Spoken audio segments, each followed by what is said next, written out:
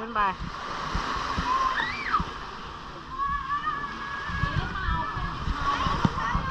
เดี๋ยวขึ้นทีละคน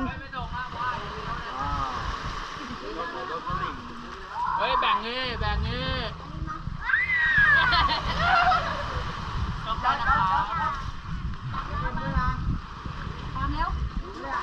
พูดอะไรอ่ะรอเรือมันลงกันเนี่ยค่อยขึ้นเอารองเท้าใครอ่ะรองเท้าน้องเดี๋ยวเก็บปล่อยไว้นี่นะ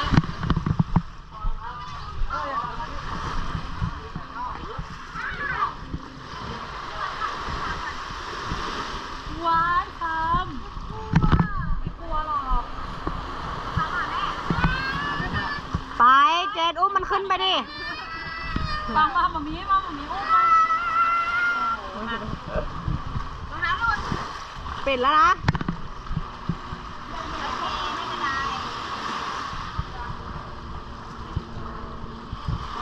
ตั้งหน่อยพี่